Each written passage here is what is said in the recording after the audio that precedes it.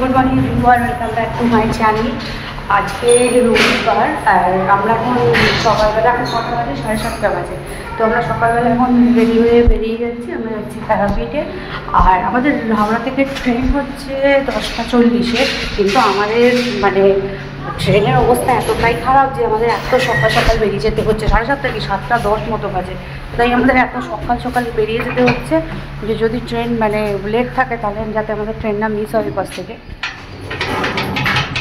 তো সবাই মিলে আমরা রেডি হয়ে গেছি। আপনারা সবাই জানেন যে কালকে কৌশিক অমাবস্যা, তো সেই কারণের জন্যই আমরা আরও যাচ্ছি তারাপীঠ। আগে যেতাম বিয়ের আগে, কিন্তু বিয়ের পর থেকেও একবার গেছি, তারপর থেকে যাওয়া হয়নি কুকুর সিচুয়েশনের জন্য। তো এই বছর আবার যাচ্ছি। আর এই বছর যাচ্ছি হয়ে যে আসছে। ও তো আজ সুপার এক্সাইটেড। সকালবেলা বলতেও লাগেনি, ঘুম থেকে উঠে পড়েছে, বরঞ্চ আমারই ঘুম পাচ্ছে। আর আমি উঠেছি 4:30 পৌনে 5টার সময়, কারণ আমাদের লাঞ্চও প্যাক করে নিতে হয়েছে। তো সেই সব কিছু করে তারপরে রেডি হয়ে তারপরে বেরোচ্ছি। মা কোথায় গেল? তো ওই সামনে থেকে, আমাদের বাড়ির সামনে থেকে টোটো ধরবো।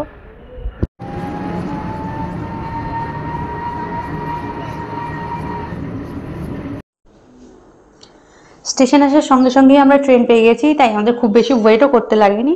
তো আমরা এখন ট্রেন ধরে যাচ্ছি হাওড়াতে। আমরা হাওড়ায় এসে এখনও ওয়েটিং জোনে ওয়েট করছি। ট্রেন আমাদের এখনও আসতে অনেকটাই দেরি আছে।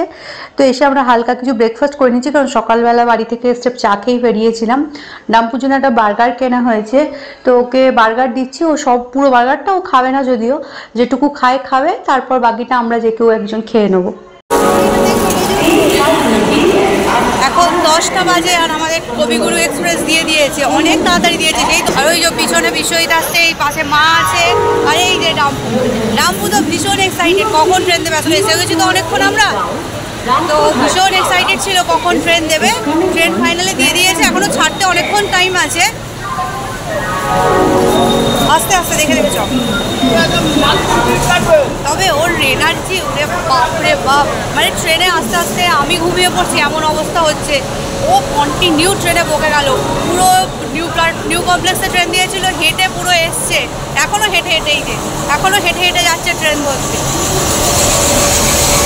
তো তাই এবার ট্রেনে দাঁড়ায়। এই ট্রেনটা আমাদের, এই যে ট্রেনটা দাঁড়িয়ে রয়েছে, এই ট্রেনটা করেই আমরা পৌঁছবো তারাপীঠ, তাই তো? এই ট্রেনটাতেই যাবো আমরা, তাই তো? চলুন আমরা আগে ট্রেনে উঠে পড়ি। ওরকম হয় না, দেখুন ওর এক্সাইটমেন্টটা খালি দেখুন। লাফা, কেমন করে লাফাচ্ছি। চলুন আগে ট্রেনে উঠি। আমাদের ট্রেন দিয়ে দিয়েছে, আমরা এখন ট্রেনে উঠে বসে আছি। ট্রেন ছাড়েনি এখন? না, ট্রেন ছাড়েনি এখন, একটু পরে ছাড়বে। হ্যাঁ একটু পরে ছাড়বে। আর ডাম্পুর সংসার, ডাম্পু কি নিয়ে এসছে দেখুন। ডাম্পু তো সংসার দেখা, এই যে ডাম্পুর সংসার। ডাম্পুর ফ্রক আছে, ডাম্পুর মাংকি আছে, তাই তো? এই সব কিছু নিয়েই, মাংকিটা কোথায়? মাংকি বাবা পারেনি। এই সব কিছু নিয়েই ডাম্পু এসছে। আর এই যে আমাদের এরকম সিট পড়েছে, মা বসেছে ওইদিকে, আর আমরা তিনজন এই পরপর 3টে ডাম্পুরও সিট কাটা হয়েছে, তাই তো ডাম্পু? ওর জন্য একটা সিট কেটে নেওয়া হয়েছে। 10:40 আর আমাদের ট্রেন ছেড়ে দিয়েছে রাইট টাইমে। আর ডাম্পু ওঠা থেকে ও যে লেভেলের দুষ্টুমি করছে, মানে মাথা খারাপ করে দিচ্ছে। কি সুন্দর এসি চলছে, একটু ঘুমিয়ে পড়বে তা নয়, মানে একদম মাথা খারাপ করে ছেড়ে দিচ্ছে, এত দুষ্টুমি করছে।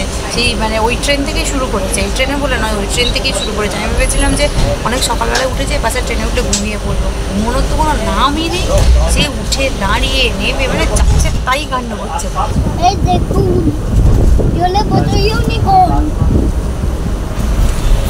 দেখো।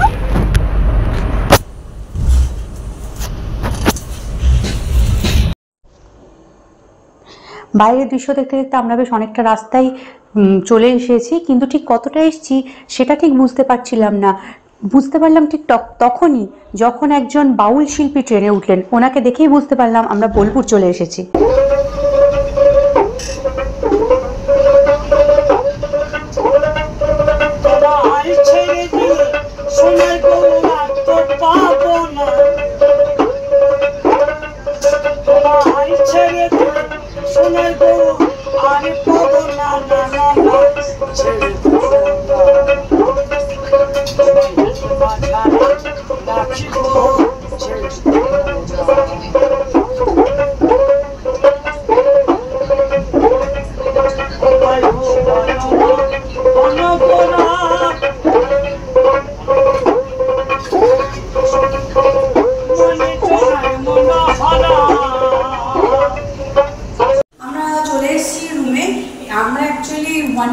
ফ্ল্যাট ভাড়া নিয়েছি।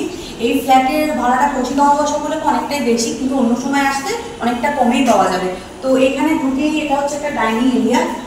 আচ্ছা, এইটা হচ্ছে কিচেন, এইটা হলো বাথরুম, আর এই হলো রুমটা। বাবু কোনো বলিস না, ঠিক আছে? এই হলো রুমটা। রুমটা মোটামুটি বড়, একটা খারাপ নয়। এখানে একটা বেড আছে, আর এই বেড সাইডে একটা টেবিল রয়েছে, এইদিকে রয়েছে একটা ড্রেসিং টেবিল আর একটা ওয়ার্ড্রপ, আর এই বেরিয়েই হচ্ছে একটা ছোট্টখাট্ট ব্যালকনি। ব্যালকনিটা দেখো।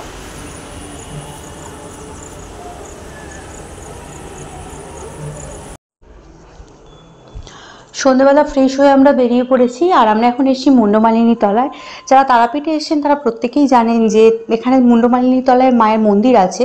তো সেই মায়ের মন্দিরেই মাকে আমরা দর্শন করতে এসেছি। এখানকার মাকে দর্শন করে তারপর আমরা যাব তারা মাকে দর্শন করতে তারা মায়ের মন্দিরে।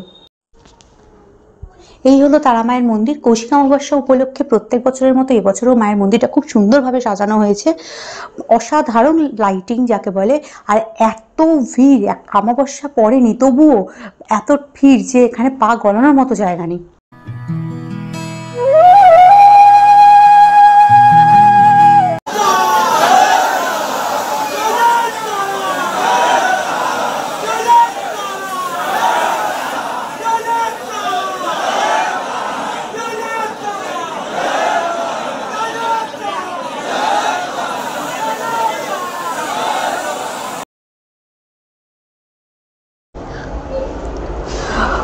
নেক্সট ডে মানে কৌশিক অমাবস্যার দিন আমরা সকালবেলা রেডি হয়ে একটু বেরিয়েছিলাম মন্দিরের দিকে যাব বলে।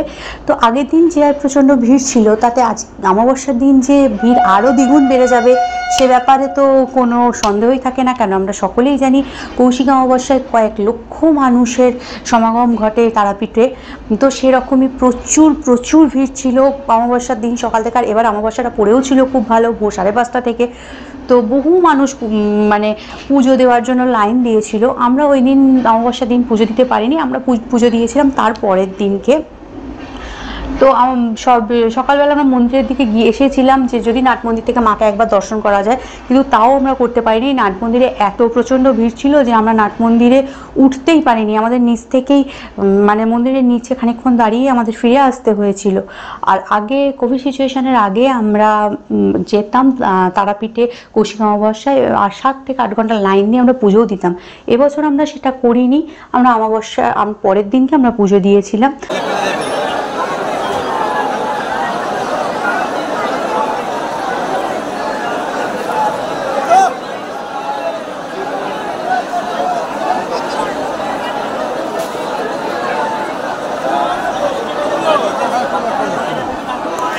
আমরা চলে এসেছি এখন একটা দোকানে। আমরা এখন কচুরি এখানে খাবো, আর আমি মানে প্রচণ্ড ভিড়। এই যে জামপুর এটা দেখিনি, তাই তো আমরা এখান থেকে কচুরি খেয়ে আমরা রুমে চলে যাবো। আপাতত আর বেরোবো না, কারণ রোদ যেরকম, রোদটা তবুও সহ্য করে নেওয়া যাবে, কিন্তু যা ভিড় এই মুহূর্তে জামপুরে নিয়ে রাস্তায় বেরোনো তো সম্ভবই নয়। তো আপাতত আমরা হোটেল রুমে চলে যাবো। সন্ধ্যেবেলা কী করবো জানি না, আসতে পারবো বলে অত ওখানে আমাকে সম্ভব নয়, ওকে রেখেই আমরা বেরোবো। সেভাবে চিন্তাভাবনা আছে, মায়ের কাছে রেখে আমরা আসবো। আর ওর এখন কচুরিটা দেখা যাক। কচুরি খেয়ে হোটেলে ফেরার পথে এক জায়গায় দেখলাম একজন মাটির হাঁড়িতে চা তৈরি করে বিক্রি করছেন। তো আমরাও লোভ সামলাতে না পেরে দাঁড়িয়ে পড়েছিলাম 1 কাপ চা খাওয়ার জন্য। আর চার টেস্টটা সত্যি অসাধারণ ছিল। সকালের পর বিশ্বজিতের এত জ্বর এসে গেছিল যে সন্ধ্যাবেলা আমরা সেভাবে বেরোতেই পারিনি। একবার জাস্ট 5 মিনিটের জন্য একটু বেরিয়েছিলাম, তো যেটুকু পেরেছি সেটুকুই শ্যুট করেছি। তারপরে ফিরে এসে আবার ওর প্রচণ্ড জ্বর, ওকে ওষুধ রীতিমতো খেতে হয়েছে। তো যেটুকু শ্যুট করেছি সেটুকুই আমি দিলাম। আর যদি ভালো লেগে থাকে তাহলে অবশ্যই লাইক, শেয়ার, কমেন্ট এবং আমার চ্যানেলটিকে সাবস্ক্রাইব করে দেবেন। আপনাদের সঙ্গে আমার দেখা হচ্ছে আবার পরের ভিডিওতে। টাটা।